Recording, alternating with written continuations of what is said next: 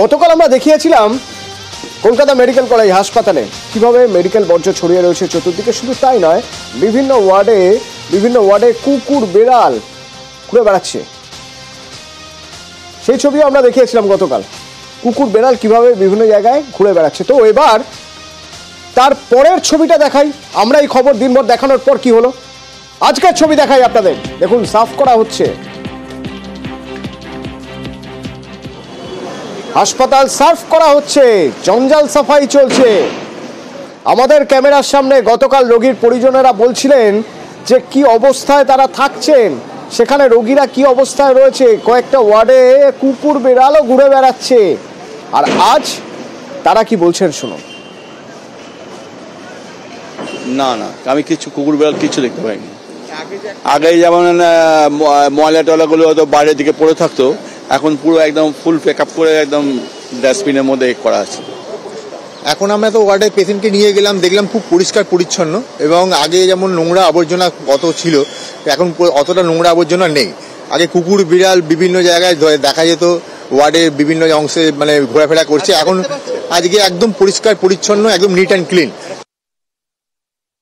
দুদিন যদি স্টাফ না আসে ওই ওয়ার্ডে, সাথে সাথে একটা কেওটিক তৈরি হয়ে যায়। সিস্টার, আমরা এই যে ঘুরে বেড়াই, এমনিতে হাসপাতাল সবসময় চেষ্টা করি, আমরা দেখে নিচ্ছি কোন জায়গাগুলো বেরিয়েছে। আমরা অবশ্য জোর দেবো, কারণ এটা তো পরিষেবার জায়গা। অনেক ওয়ার্ডেই কুকুর বেড়াল ঢোকে না, 2-4টে ওয়ার্ডে কুকুর বেড়াল নিয়ে প্রবলেম আছে, আমরা করে দেবো। আমরা খবর দেখানোর পরেই তৎপরতা এবং সব পরিষ্কার। আমরা খবর দেখাই ঠিক এই কারণেই, যাতে যে কাজগুলো হচ্ছে না সেই কাজগুলো যেন হয়। 60 বছর ধরে একটা স্বাস্থ্যকেন্দ্র, 60 বছরের পুরনো রাজারহাটের, বেশি দূর যেতে হবে না, রাজারহাটের স্বাস্থ্যকেন্দ্র একবার দেখুন তো ভালো করে। দূর থেকে দেখলে আদৌ এটা স্বাস্থ্যকেন্দ্র বলে মনে হয় কিনা, নাকি পুরো বাড়ি বলে মনে হয়। দেখুন দেখুন ভালো করে, কে বলবে এটা স্বাস্থ্যকেন্দ্র? আরে ভিতরে যদি আপনি ঢোকেন, চাঁদপুর স্বাস্থ্যকেন্দ্রের ভিতরের ছবিটা একবার দেখি। দেখুন কোথায় কোথায় সব ঢাকা ঢুকি দিয়ে রাখা রয়েছে এভাবেই। এ হলো দিনের ছবি। একের পর এক দামি মেশিন এইভাবে পড়ে পড়ে নষ্ট হচ্ছে।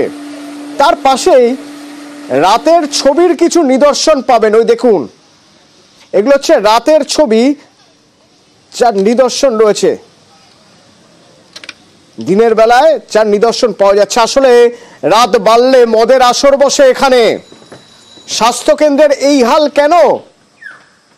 স্বাস্থ্যকেন্দ্রে তো একজন ডাক্তার থাকার কথা। আচ্ছা, কি কি অভিযোগ উঠছে এই স্বাস্থ্যকেন্দ্র নিয়ে একবার শোনা যাক। যারা এই স্বাস্থ্যকেন্দ্রের উপর ভরসা করে আছেন তাদের কথা শুনি।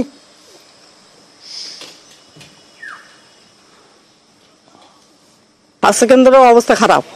হসপিটাল ভালোভাবে চলে না, যে কতনা ডিউটি করে ওই খামখেয়ালি আসা মতো করে, এসে থাকে চুপ করে বসে থাকে। ঠিক টাইম হলে ওর 2টো বাজতে দেবে না, তার আগে হসপিটাল বন্ধ। এসে দেখা যাচ্ছে ওষুধ নেই, সামনের সপ্তাহে আসো, এইসব হয়। কোনো ডাক্তার বদি তো কিছু নেই এখানে, শুধু খেলাধুলো করা সব বাচ্চারা। আর হসপিটাল তো ওই সকাল থেকে সন্ধ্যে পর্যন্ত, শনিবারে তো একবেলা সাথে 8টার ভেতরেই বেরিয়ে পড়ে। এখন চাইছি যে হসপিটালটা ভালো করে উন্নতি হোক। ডাক্তারবাবু কোথায়? ডাক্তারবাবু নাকি রোজ আসেনি না। আরে নিউ টাউনে হসপিটাল চালু হলে, এটা একটা চাঁদপুর পিএইচসি হলো নন বেডেড পিএইচসি। এখানে বেড নেই, তো এখানে মানুষ হচ্ছে প্রতিদিন পরিষেবা পান। ঠিক আছে, প্রতিদিন এখানে একটাই ডাক্তার আছে। নন বেডেড পিএইচসিতে একটাই জেনারেলি ডাক্তার থাকেন, যেটা আমার জানা আছে। আমি নিজে যথেষ্ট চেষ্টা করি যে মানুষকে পরিষেবা ঠিকঠাক করে দেওয়ার। এটা হাসপাতালের ওখানে ওগুলো কোয়ার্টার। ঠিক আছে, আগে কোয়ার্টার ব্যবহার করা হতো, তো এখন ওই কোয়ার্টারে কেউ থাকে না থাকার ফলে এটা একটু খারাপ অবস্থা হয়েছে। তো আশা করছি ঠিক হয়ে যাবে। আশা করছেন ঠিক হয়ে যাবেন, কিন্তু পঞ্চায়েত প্রধান তো দোষ দিচ্ছেন ডাক্তারকে। ডাক্তার যদি রোজ আসতেন তাহলে নাকি এই হাল হতো না। এই বিষয়ে আমি ওখানে নিজেও গেছি, আমাকে বারবার ফোন করেছেন ডাক্তারবাবু রূপা।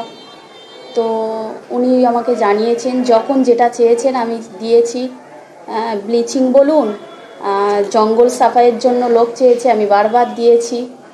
কিন্তু উনি কি করছেন কি করে আর বলবো, মানে শুধু আমার কথা নয়, জনসাধারণের কথা, সবাই আমার কাছেও কমপ্লেন দেয় যে উনি পরিষেবাটা ভালো করে দিচ্ছেন না।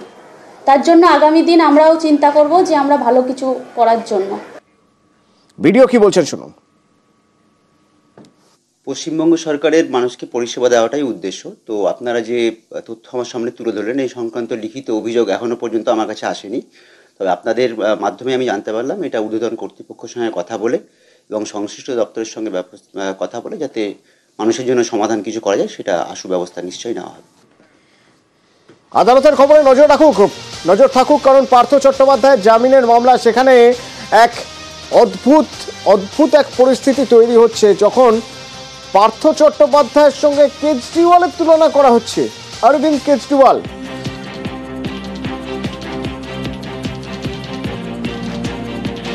পার্থর জামিন মামলার শুনানিতে কেজরিওয়াল প্রসঙ্গ কিভাবে এলো? অর্ণব রয়েছেন আমার সঙ্গে ফোনে, বলতে পারবেন অর্ণব? দেখো, আবগারি কেসে অরবিন্দ কেজরিওয়াল যেভাবে জামিন পেয়েছে, কারণ অরবিন্দ কেজরিওয়াল তার দল, তিনি মুখ্যমন্ত্রী দিল্লির, শুধু তাই নয় তিনি দলের চিফ, দুটো রাজ্যে এই মুহূর্তে ক্ষমতায় রয়েছে। সেই অরবিন্দ কেজরিওয়াল যদি জামিন পায় আবগারি কেসের মতো, সেখানেও দুর্নীতির মামলা ছিল, স্বজন পোষণের মামলা ছিল, তাহলে পার্থ চট্টোপাধ্যায় এই মুহূর্তে তৃণমূল কংগ্রেসের একজন সাধারণ সদস্যও নন।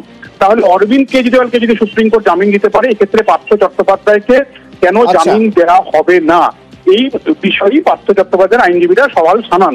এবং এক্ষেত্রে পার্থ চট্টোপাধ্যায় তিনি এই মুহূর্তে কোনো মন্ত্রী নন, তিনি এই মুহূর্তে কোনো দলের পদে নেই, তাই পার্থ চট্টোপাধ্যায় অনেক কম প্রভাবশালী, অর্থাৎ প্রভাবশালী যে কাঁটায় সিবিআই বারবার পার্থ চট্টোপাধ্যায়কে কিং মেকার, মাস্টার মাইন্ড, নিয়োগ দুর্নীতি বারবার বলে এসছে, কখনো ইডি কখনো সিবিআই, দুই কেন্দ্রীয় এজেন্সি, সেই প্রভাবশালী তত্ত্বকে কাটার জন্যই অরবিন্দ কেজরিওয়ালের যদি জামিন হতে পারে, মনীষ সিসোদিয়ার যদি জামিন হতে পারে, তাহলে অরবিন্দ কেজরিওয়ালের মতো প্রভাবশালী না হয়ে পার্থ চট্টোপাধ্যায় কেন জামিন হবে না, সেই সওয়াল সামনে এলো। যদিও কিং মেকার পার্থ চট্টোপাধ্যায়কে সিবিআই তরফে আজকে অল্প সওয়ালই সিবিআই বলেছে, সিবিআই তার পাল্টা যুক্তি চালাবে ঠিক পরের মঙ্গলবার, আগামী 17ই ডিসেম্বর, এবং তারপরে দেখা যাক সেদিন কি হয়। ধন্যবাদ অর্ণব। একটুকু আবহাওয়ার খবরে নজর রাখতে হবে, তার কারণ এবার শীত পড়বে। আগামী 2-3 দিনের মধ্যে 3 থেকে 4 ডিগ্রি তাপমাত্রা নামবে। দক্ষিণবঙ্গে জাঁকিয়ে শীতের বার্তা এবং উত্তরে বরফ পড়বে। দক্ষিণবঙ্গে তাপমাত্রা আগামী 2-3 দিনে 3 থেকে 4 ডিগ্রি তাপমাত্রা কমতে পারে।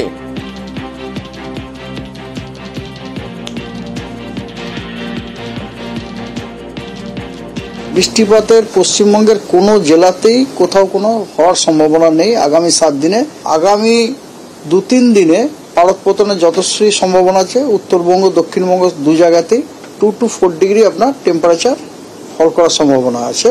তারপর ওটা স্টেডি হয়ে যায়, তারপর আর কোনো বড়সড় পরিবর্তনের সম্ভাবনা নেই। এই সময়টা সবচেয়ে গুরুত্বপূর্ণ। একবার জাঁকিয়ে শীত পড়ে গেলে সমস্যা নেই, কিন্তু এই শীত পড়বো তারই মাঝে মধ্যে গরম, এতে সর্দি কাশি বাড়ছে, জ্বরের প্রকোপ বাড়ছে। শিশুদের সবচেয়ে বেশি সমস্যা হচ্ছে শ্বাসকষ্টে। রানাঘাটের ক্লাস 5-এর সমৃদ্ধি মল্লিক কয়েকদিন ধরেই কাশির দমকে মাঝে মধ্যে শ্বাসকষ্টও হচ্ছে। শীতের শুরুতেই এই অবস্থায় ডাক্তারের কাছে। কাশি হয়েছে আর মাথা যন্ত্রণা। ইনহেলার? হ্যাঁ। ওটা কি নাও? হ্যাঁ। ওর একটু শ্বাসকষ্ট হতো আর অসম্ভব কাশি হতো, বলে পরে ইনহেলার নিয়েই কমে না, হলে কমে না। একই অবস্থা পার্ক সার্কাসের আরমান মালিকেরও। কাশতে পুরো নেতিয়ে পড়েছে। ঠান্ডা লেগে গেলে মানে নাক জাম হয়ে যায় আর মানে শ্বাস নিতে কষ্ট হয়। বলছেন ইনহেলার এর ইউজ হয়, বলছে না ওই ইনহেলারটা এখন ইউজ করতেই হবে ওনাকে। ঘরে ঘরে এই এক সমস্যা, মরশুম বদলের ভোগান্তি। নাক দিয়ে জল পড়া, অনবরত কাশি, হাঁচি, চোখ জ্বালা, শ্বাস নিতে গেলে বুকে যন্ত্রণা, শ্বাসনালীতে অ্যালার্জি, ঠান্ডা লেগে শ্বাসনালীতে মিউকাস। শিশুরোগ বিশেষজ্ঞরা জানাচ্ছেন, কালী পুজোর পর বাতাসে দূষণ মাত্রাতিরিক্ত থাকায় আর তার সঙ্গে ঠান্ডা ঠিকমতো না পড়ায় এই অবস্থা। শ্বাসকষ্টের জন্য অনেক শিশুকেই ইনহেলার দিতে হচ্ছে। তো প্রথমেই দেখতে হবে যে এই কাশিটা কেন হচ্ছে, এটা কোনো চেস্ট ইনফেকশনের জন্য হচ্ছে নাকি অ্যালার্জি জাতীয় কোনো সমস্যা, যে আপনার ব্রঙ্কিয়াল অ্যাজমা সেরকম টাইপের কোনো কজের জন্য হচ্ছে। যেটা যেরকম যার কারণ থাকবে সেই হিসাবে চিকিৎসা দিতে হবে। তো ডেফিনেটলি চিকিৎসকের সঙ্গে পরামর্শ করে সেটা করা উচিত। কাশিকে কিন্তু একদমই অবহেলা করা উচিত না। চিকিৎসকদের মতে শুকনো বা ঘরঘরে কাশি যাই হোক না কেন, সামনের ওষুধের দোকান থেকে ওষুধ কিনে বা ঘরোয়া টোটকা ব্যবহার না করে চিকিৎসকের কাছে যান। কখন ডাক্তারের কাছে যাবেন?